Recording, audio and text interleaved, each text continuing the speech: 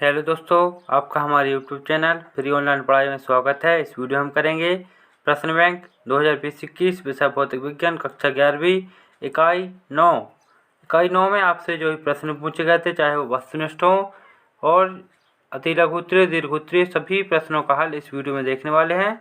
तो वीडियो के साथ बने रहिए। चलिए शुरू करते हैं। इकाई 9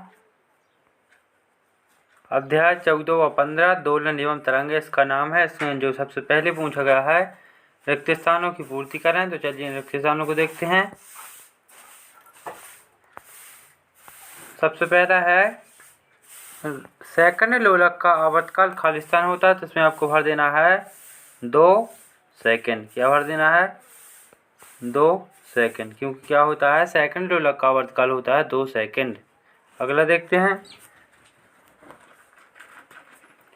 किसी तरंग का आयाम समय बार खाली स्थान है, या इसमें आपको 2 ऑप्शन दिए गए हैं, निर्भर करता है निर्भर नहीं करता। तो आपको इसमें जो राइट आंसर है आपका, उसमें टिक लगाना है निर्भर नहीं करता है। तो ये आपके खाली स्थान में क्या हो जाएगा कि निर्भर नहीं करता है। नंबर तीसरा, सरल आवर्त गति में त्वरण विस्थापन के खाली स्थान होता है, तो वो होता है अनुक्रमानुपाती। क्या होता है? अनुक्रमानुपाती। इसका आपको इस प्रकार आपका ये आंसर हो जाएगा। अगला देखते हैं। चौथा है कि बाह्य आवर्ती बल के अधीन दोलन को खाली स्थान कहते हैं, तो इसको कहते हैं प्रणोदित दोलन। क्या कहते हैं? प्रणोदित दोलन। इस प्रकार का आपका आंसर हो जाएगा। अगला देखते हैं। आपतित एवं परावर्तित तरंगों के बीच खाली स्थान का कालांतर होता है, तो वो होता है नभ्यांश का। कितना होता है? नभ्यांश का होता है। ध्यान रखना है, ये वार्षिक में पूछा जा सकता है। इसका पहला और ये लास्ट, ये दोनों आईएमपी खाली स्थान है। इन्हें अच्छे से आप तैयार कर लीजिए।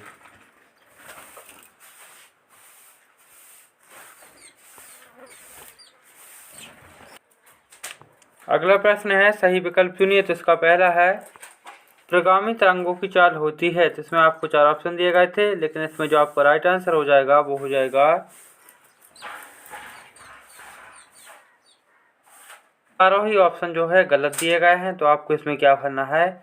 v बराबर n लैम्डा। इसे ईटा भी ईटा कह सकते हैं। ये आपका आंसर हो जाएगा। इसमें ये ऑप्शन नहीं दिया गया है, तो आपको अलग से क्या करना है, ये लिख लेना है। अगला देखते हैं। किसी डोरी में तनाव बढ़ने पर तरंग की चाल क्या होती है? घटती है। मतलब बी नंबर का राइट आंसर हो जाएगा। अगला, किस माध्यम में ध्वनि की चाल अधिकतम होती है? तो इसमें होती है ठोस में। इस प्रकार आपका आंसर हो जाएगा। अगला देखते हैं। अगला है निम्न में से सरल आवर्त गति नहीं है। ध्यान रखना है, इसमें पूछा गया है कि नहीं है। तो सरल लोलक की गति, स्प्रिंग में कोई द्रव्यमान जोड़ने पर खींचकर की गति, और किसी युवाकार की नली में दोलायमान पारिक स्तंभ गति, ये सारी क्या है? सरल आवर्त गति हैं। लेकिन ये जो वृत्तीय गति है ये सरल आवर्त गति नहीं है। तो आपका राइट आंसर हो जाएगा, वो हो जाएगा वृत्तीय गति, सी नंबर का। नंबर 5 देखते हैं। निम्न में कौन सा फलन सरल आवर्त गति को प्रदर्शित नहीं करता? तो इसमें आपको लिख देना है डी नंबर का ई साइन ओमेगा टी। ये आपका आंसर हो जाएगा।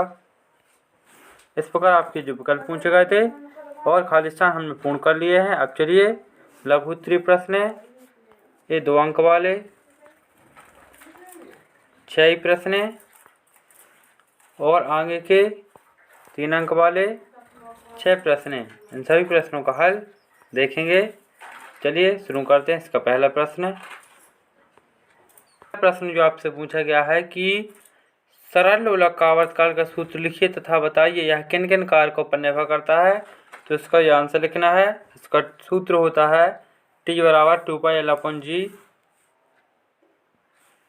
से स्पष्ट है कि सरल लोलक का आवर्तकाल उसकी प्रभावकारी लंबाई L तथा उस स्थान के गुरुत्वाकर्षण G के मान पर निर्भर करता है। तो ये 2 स्थानों पर निर्भर करता है। एक तो हो जाएगा आपका लंबाई L पर निर्भरता, तो इसके जो होता है अनुक्रमानुपाती, लेकिन इसका उदाहरण भी दिया गया है कि इसका उदाहरण है कि यदि झूला झूलते समय एक लड़का खड़ा हो जाए तो उस लड़के के खड़े होने से गुरुत्व केंद्र ऊपर उठ जाएगा, जिससे प्रभावी लंबाई कम होने से आवर्तकाल कम हो जाएगा। अगला देखते हैं। अगला आपका जो हो जाएगा इसका कारक वो हो जाएगा गुरुत्वीय त्वरण पर निर्भरता। ये होता है व्युत्क्रमानुपाती। तो इसमें भी एक उदाहरण दिया गया है, ये आपको अच्छे से कर लेना है। अगला देखते हैं। अगला जो आपसे पूछा गया है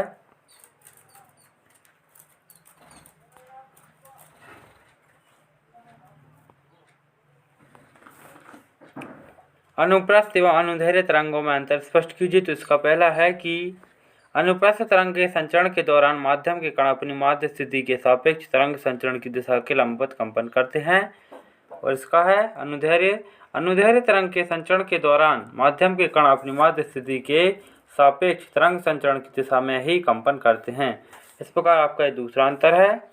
इसी प्रकार आपको ये तीनों अंतर लिख देने हैं और इन्हें याद कर लेना है। अगला देखते हैं। अगला है प्रगामी अप्रगामी तरंगों में अंतर लिखिए। तो इसका जो इसमें प्रगामी ये अप्रगामी, पहला अंतर है कि ये तरंगें निश्चित वेग से आगे बढ़ती हैं और ये तरंगें निश्चित परिसीमा के बीच अपने स्थान पर बनी रहती हैं। नंबर 2, इन तरंगों में प्रत्येक कण अपने पास वाले दूसरे कण को ऊर्जा स्थानांतरित करता है और इन तरंगों में के द्वारा मार्ग में ऊर्जा स्थानांतरित नहीं होती। इस प्रकार आपको ये अंतर लिख देने हैं। ये आपका चौथा अंतर भी इसी का है। तो आपको चारों अंतर अच्छे से तैयार कर लेने हैं। अगला देखते हैं। अगला पूछा गया है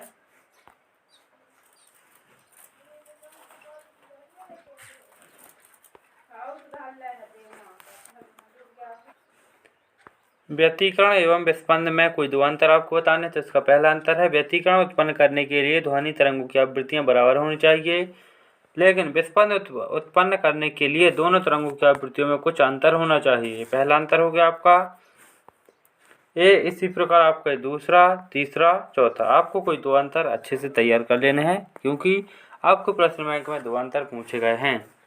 शायद आपको वार्षिक परीक्षा में 4 अंतर पूछे, तो आपको ये चारों को याद कर लेना है। अगला देखते हैं। अगला पूछा गया है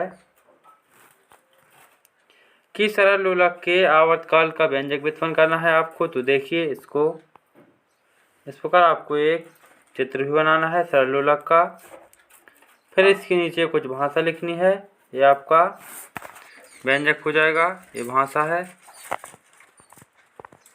यहाँ से व्यंजक स्टार्ट होता है। सबसे पहले आप व्यंजक में भाषा लिखेंगे, यहाँ ये चित्र बनाएंगे, फिर इसके नीचे व्यंजक शुरू हो जाएगा। ये आपका व्यंजक हो जाएगा। यहाँ तक आपका सिद्ध हो जाएगा T बराबर 2πL/G। आप इसके नीचे लिख देंगे कि यही आवर्तकाल का व्यंजक है। इस प्रकार आपका आंसर हो जाएगा पूर्ण। अगला देखते हैं। अगला पूछा गया था कि सरल आवर्त गति करते हुए कण की स्थितिज ऊर्जा एवं गतिज ऊर्जा के लिए व्यंजक उत्पन्न करना है। तो इसका व्यंजक भी देख लेते हैं। इसका व्यंजक कुछ इस प्रकार है। सबसे पहले सरल आवर्त गति करने वाले कण की या पिंड की गतिज ऊर्जा निकालते हैं हम इसमें। फिर इसके बाद निकालते हैं ये गतिज ऊर्जा होगी, यहाँ पर ये गतिज ऊर्जा है, काइनेटिक एनर्जी कहते हैं इसे इंग्लिश में। फिर इसके बाद पोटेंशियल एनर्जी निकालते हैं, यहाँ से पिंड पर किया गया कार्य, और ये संपूर्ण ऊर्जा हो गई। इसी प्रकार आपका अगला है। फिर यहाँ लिख देंगे कि यही सरल आवर्त गति करने वाले पिंड की कुल ऊर्जा का व्यंजक है। इस प्रकार आपका व्यंजक है।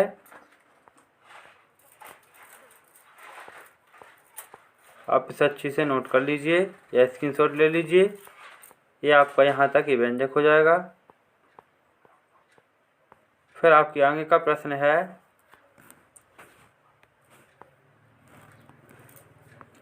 सरल आवर्त गति करते हुए किसी कण के वेग के लिए सूत्र व्युत्पन्न कीजिए। तो बताइए कि कण का वेग कब और कब अधिक होता है। मतलब आपको इसमें जिसका विस्थापन क्या हो, y बराबर a sin ओमेगा t। ये विस्थापन समीकरण है, आपको वेग समीकरण निकालना है। तो इस प्रकार आपका ये वेग समीकरण हो जाएगा। यहाँ पर आपका वेग समीकरण आ जाएगा v बराबर omega square under root a वर्ग माइनस y वर्ग। ये आपका आंसर हो जाएगा। इसी प्रकार आपको एक त्वरण का व्यंजक भी करना है। ये आपका त्वरण का व्यंजक हो जाएगा। इसे भी अच्छे से नोट कर लीजिए। इसका आंसर जो आएगा आपका वो आएगा a। ये आपका आंसर हो जाएगा। ये अतः लिख देंगे, यही आवेश समीकरण है। अगला जो है कि आपसे पूछा गया है कि तरंगों के अध्यारोपण का सिद्धांत आपको बताना है। तो ये आपका सिद्धांत हो जाएगा। इसमें कुछ चित्र भी दिए गए हैं, इनको भी बना लेना है। और यहाँ जो ब्लैक कलर में ये दिया गया है कि जब दो या दो से अधिक तरंगों या माध्यम के किसी बिंदु पर एक साथ पहुँचती हैं तो उस बिंदु पर परिणामी विस्थापन उन तरंगों द्वारा उत्पन्न अलग अलग विस्थापनों के बीजीय योग या सदिश योग के बराबर होता है। ये आपको लिख देना है अच्छे से।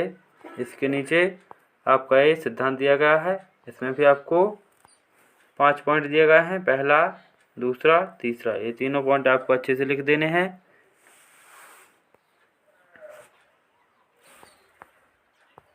इस प्रकार आपका ये तरंगारोपण का अध्यारोपण का सिद्धांत समाप्त होता है।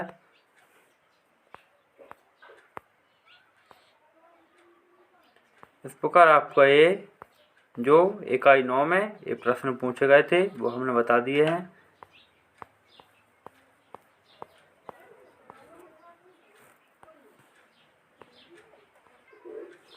इससे पहले हमने इकाई 7, 8 व 9 ये सब आपको कंप्लीट करा दिए हैं। तो यदि आपने वो नहीं देखे हैं तो आप हमारे चैनल फ्री ऑनलाइन पढ़ाई यूट्यूब पर सर्च कीजिए और फिर इस चैनल की प्लेलिस्ट में जाइए। वहाँ इन सभी वीडियो का संग्रह एक साथ दिया गया है सभी विषयों का। तो आप वहाँ से सभी वीडियो को बड़ी आसानी से देख सकते हैं। इस वीडियो को अपने सभी दोस्तों में शेयर करें और वीडियो को लाइक जरूर करें तथा चैनल को सब्सक्राइब करें, बेल आइकन को प्रेस करें ताकि कोई भी वीडियो यदि मैं अपलोड करूं तो आपके पास जल्द से जल्द पहुंच सके। इस वीडियो में जुड़ने के लिए धन्यवाद।